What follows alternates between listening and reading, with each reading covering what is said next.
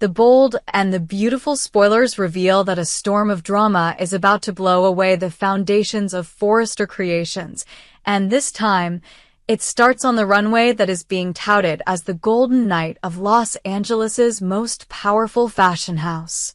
Here is an expanded account, analyzing each link in the chain, so readers can see clearly how the conflicts pile up, pushing all the characters to the same explosive point.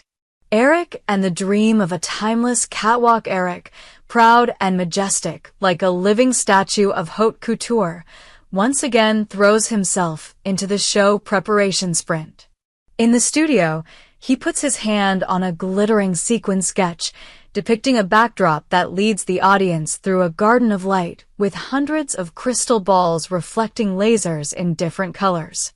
He constantly emphasizes, "This is not just a show. This is a declaration that Forrester is still the Everest of fashion." Eric's excitement permeates every tailor, every backstage assistant. Everyone feels like they're making an epic, not just sewing. However, that huge ambition brings with it huge pressure. The budget is soaring, the schedule is tight by the hour, and any glitch could bring down the glass castle that Eric has worked so hard to build. Ridge is blind to the undercurrent. Ridge is in tune with his father, confident that the opening night will etch his and Eric's names into the Hall of Legend. But he misses the cracks in the old alliance, an investor who feels cheated out of profits, a foreign designer who thinks he's been ripped off, and a media associate who wants to trade backstage secrets for a ratings boost. They're all gathered in the hallway backstage, as tense as a string waiting to snap. Ridge doesn't know that the victory night he's dreamed of could turn into a stock market battleground, where every camera click is aimed at a scandal instead of a gown. Taylor interrupted Brooke, the spark of conflict by chance or by design. Taylor suddenly stepped right in front of Brooke when the backstage corridor was only wide enough for one person to pass. Brooke was hurriedly adjusting the train of the main model's haute couture dress. Taylor wanted a private conversation. The collision occurred, the metal door, which had a broken hinge, slammed shut. It was locked inside. Time passed by drop, each minute of being locked up made Brooke imagine another scenario where Taylor intentionally imprisoned her to steal the spotlight. Taylor reassured, "I just want to clarify a few things about Ridge." But Taylor's objective tone made Brooke even more angry, because in Brooke's memory, Taylor was always the one who broke her and Ridge's happiness. The explosion of a terrible fight. The pressure of the show schedule and the surging jealousy turned the cramped dressing room into an iron cage. Brooke shouted, "You made this up," and then grabbed Taylor's curly hair, pulling her down onto the glitter carpet. Accessories and high heels flew off, and the dress hanger toppled over. Taylor struggled to resist, but Brooke, who had been suppressing for years being considered the third person, continuously slapped her, leaving a trail of fresh blood on the corner of her opponent's lips. That was not the climax. In the chaos, Brooke grabbed the gold-handled fabric scissors, an inanimate object that had now turned into a knife of revenge. Taylor panicked and shouted for them to stop, but Brooke seemed to be urged by the image of Ridge turning his back on Taylor. She rushed forward and swung the scissors fatally. The sound of metal cutting through the air tore apart all boundaries of right and wrong. Only when Taylor collapsed, her breathing ragged, did Brooke wake up and drop the scissors, which were stained with red. The moment Ridge opened the door of mental earthquake at that moment, the technician pried open the lock. Ridge rushed in. He was stunned. Taylor lay motionless. Brooke trembled beside him, her hand glistening with blood. That moment was like a slow-mo film frame. The distant sound of the catwalk music suddenly shattered into silence, echoing in Ridge's ears. His instinct to save people arose. He knelt down to check Taylor's pulse, shouting for the crew to call 911 while trying to stop the bleeding. His mind was torn in two between the two women he loved for half his life. Legal boundaries and the spiral of consequences emergency. The ambulance took Taylor to the emergency operating room. Brooke was also on a stretcher with a deep cut on her palm, traces of the scissors she held. Investigation. The police immediately sealed off the scene, collected the murder weapon, and took fingerprints of all the clues to Brooke. Media crisis. Reporters hunted for news. The fashion blogger's live stream immediately exploded. The blood-stained tragedy behind the scenes of Forrester. Sponsors began to withdraw advertising. Shareholders murmured to postpone the show. In the storm of rumors, Carter, the corporation's lawyer, rotated between the hospital and the police station, immediately drafting a plan to protect both the brand and the key member. But the physical evidence was too clear. Scissor blades, blood stains. The hallway camera only recorded Taylor entering, and then the door creaked, causing Brooke's figure to disappear behind the frame. Stephy swore revenge at the hospital. Stephy received the news that her mother was in critical condition and was immediately shocked. When she saw dried blood and stitches on Taylor's face through the ICU door, she said in a harsh voice, "If your mother doesn't make it, Brooke will have no way out." It was not just a sudden emotion. Stephy called the prosecutor she knew directly, pushing the case to a major priority. That oath officially divided the Forrester and Logan branches into discordant battle lines. Brooke, the murderer or the victim of self-defense? As the painkillers wore off, Brooke faced the investigator. She argued that Taylor closed the door, attacked first, and that the stabbing was a chaotic act of self-defense. But that testimony was clouded by Brooke's fingerprints on both the handles and the blades, not Taylor's. Taylor had defensive injuries that suggested she was shielding, not actively attacking. Forensic science confirmed that the hinges were already jammed, and it was unclear who did it. Brooke's attorney had to prove her client had reasonable cause for fear. The prosecution, on the other hand, was aiming for charges of intentional infliction of serious injury or even attempted murder if Taylor did not wake up. The family rift had a ripple effect. For Eric, the shock could trigger a recurrence of his heart problems. He was forced to choose between postponing the show to save his reputation or trying to carry on, hoping the spotlight would overshadow the scandal. For Ridge, he was torn in two, to protect Brooke, the person he had pledged his life to, or to stand with Stephy to get justice for his mother. Ridge's silence in the interrogation room leaves everyone wondering, will he testify against Brooke, or will he hold back to save his own heart? For Forrester Creations, the global distribution agreement has an unethical conduct clause that allows the partner to unilaterally terminate the brand if violence occurs. A financial disaster hangs over their heads. Hidden clues and hopeful twists. The internal security camera records 10 seconds of audio before it cuts off. A door slams, Taylor screams, but no initial attack. The hinge lubricant was just applied by the maintenance man that morning.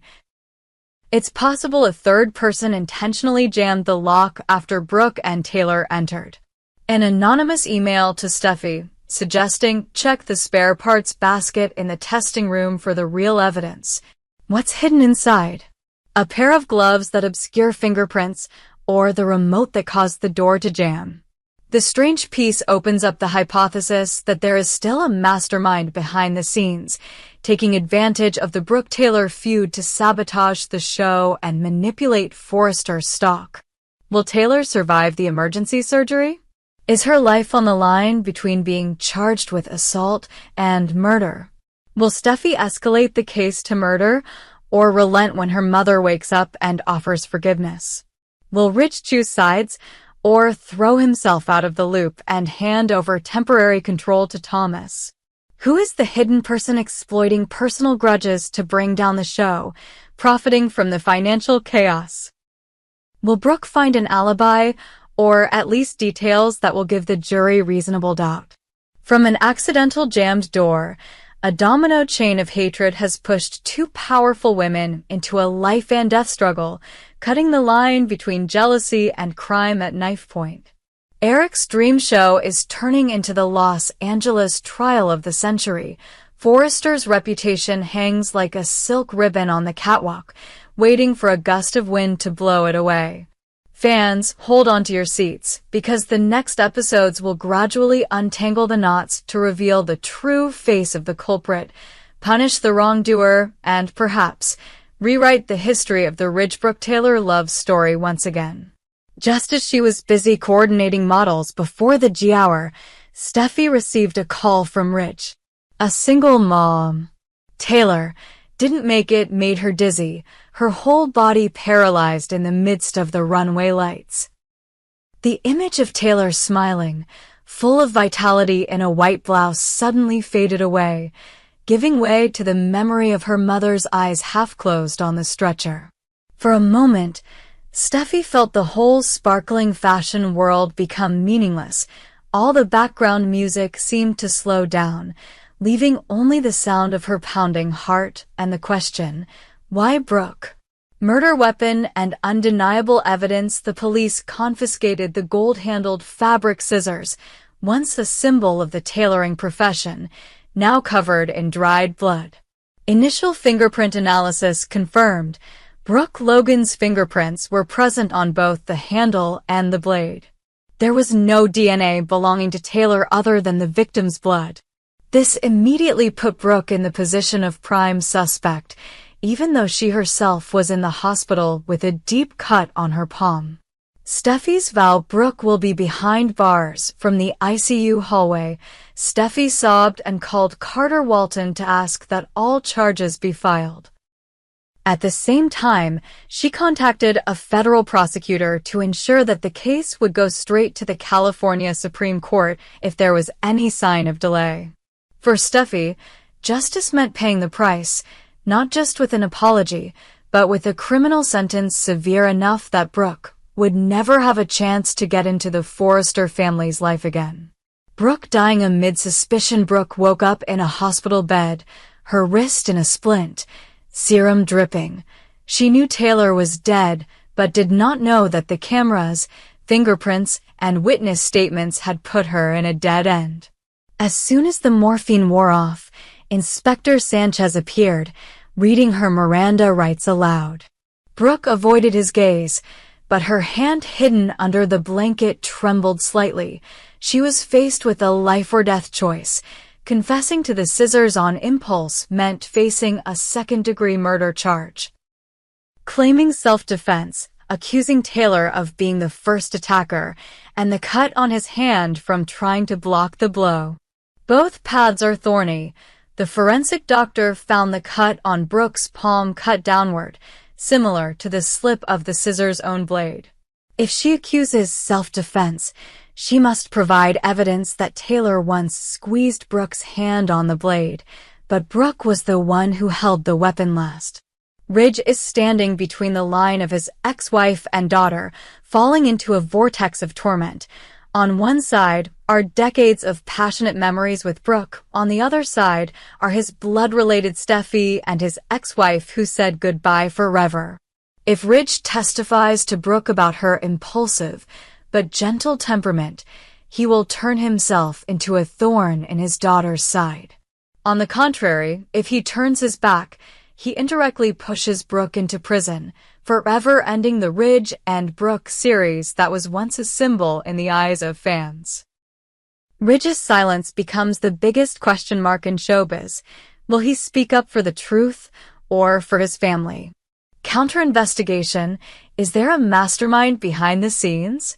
Carter discovers that the backstage camera went dark exactly 3 minutes before Brooke and Taylor were locked up. The station's technician swears that the system was checked that morning. Could a third party have intentionally cut the power, locked the doors, and put Brooke and Taylor in a dead-end confrontation? Speculation immediately turns to Sheila Carter, the sworn enemy of both families. recently missing from the Los Angeles map. Thomas once hated Brooke, but is trying to rebuild his image. Is there a reason to rekindle the hatred? A financial partner is waiting for Forrester's stock price to plummet to take over. Any scenario could reverse the investigation, saving Brooke from criminal wrongdoing. Pain and Prejudice Inspector Sanchez cleverly exploits Stephy's psychology. Do you believe your mother could strike first? She immediately fires back, affirming that Taylor is the symbol of peace of the entire family. However, police records show a Taylor-Brooke scuffle in 2019 on a Malibu cliff when Taylor grabbed Brooke and nearly knocked her off her feet. Prosecutors could set Stephy up. If she completely denies that her mother attacked her, the jury would have reason to doubt her emotional claim. The future courtroom is a breathless legal battle. The prosecution paints Brooke as a jealous killer, brings in clips of Brooke pulling hair, slapping Taylor as evidence, plus independent fingerprint testing. The defense counters with a diagram simulating the trajectory of the scissors, showing cross stabs that are difficult to achieve when the person holding the scissors is in control, suggests the twisting scissors during a struggle theory.